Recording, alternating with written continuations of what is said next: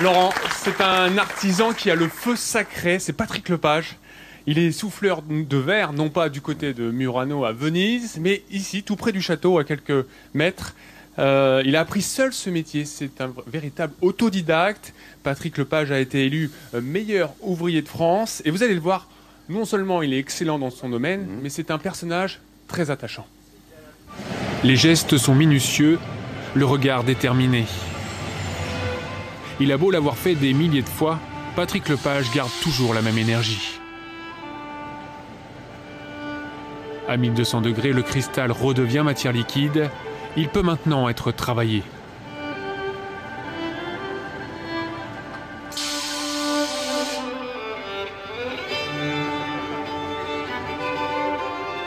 Virtuose, magicien, le souffleur de verre répète ses gammes. À 64 ans, Patrick Lepage a déjà vécu plusieurs vies. Artisan bronzier puis chef étoilé, il devient finalement souffleur de verre.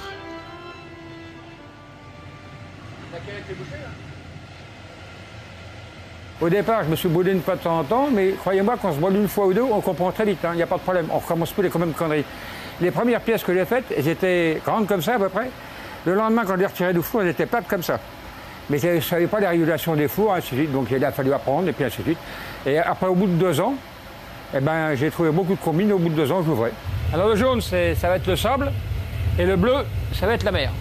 En 2003, ce verrier autodidacte quitte Chartres pour Amboise. Très créatif, il expose dans le monde entier et devient meilleur ouvrier de France. Mais en toute modestie, Patrick Lepage n'aime pas en parler. Plus qu'un artisan, c'est avant tout un artiste qui aime partager sa passion. Le verre, quand il fond, il augmente de volume de 1,5%. Et quand il refroidit, ben, il rétrécit de 1,5%. Mais on peut le travailler parce que c'est un mauvais conducteur de chaleur. Mais c'est lorsqu'il forme sur le tas son apprenti qu'il donne une petite idée du parcours réalisé. Vas-y. Arrête-toi. Vas-y. Quand ils font un col E, moi je mets à peu près, allez, pas 1 minute, et ils en ont pour un quart d'heure. Car ce métier de tradition se transmet de bouche à oreille comme dans une quête initiatique. Là, je suis en train de faire un choc thermique qui va casser le verre net. La moindre erreur que je ferai, il va me le faire remarquer. Après, il est tolérant et il sait qu'à partir du moment où j'apprends, je fais des erreurs. Il y a des verriers qu'on apprenne dans les écoles, mais ils ne savent pas ce que je sais faire. Et moi, j'ai appris tout seul, alors je sais des choses que les autres ne savent pas. Alors si je ne leur donne pas, qui va le dire aux autres? C'est pas bon. Et ils peuvent faire mieux que moi plus tard. Le but, c'est que ça continue. Si je fais un élève, c'est pour qu'il fasse demain mieux que moi. Et ça, c'est important. Si c'est pour qu'il fasse comme moi, qu'il reste comme ça toute sa vie, ça ne sert à rien. Absolument à rien. Patrick le sait. Pour satisfaire ses clients, il entretient une part de créativité et d'insouciance. Une de ses grandes fiertés, justement. Il n'a jamais refusé les commandes les plus farfelues ni les plus démesurées. Alors n'hésitez pas à aller rencontrer cet Amboisien d'adoption, une figure dans le monde des arts du verre et du cristal.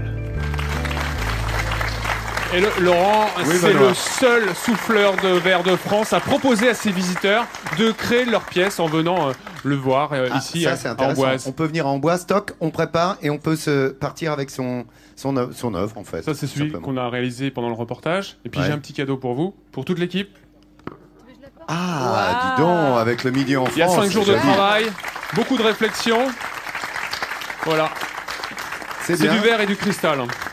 Et écoutez, Patrick Lepage est juste là, derrière moi. Merci beaucoup, monsieur. Merci à vous.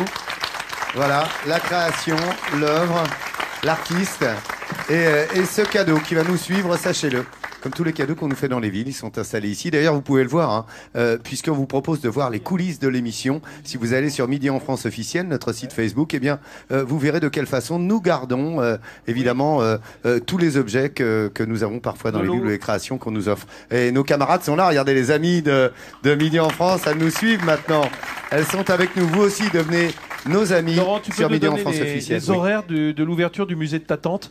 Enfin, de ta tante, de ta loge, puisque tout est exposé au-dessus de ta table. On voudrait avoir les horaires parce qu'on ne sait plus à quelle heure on a le droit de visiter. Génial, Vincounet. Vincounet, non mais dites donc. Non mais, toi alors, on voit qu'elle est, c'est une amie. Hein. Merci beaucoup Benoît et merci à vous monsieur.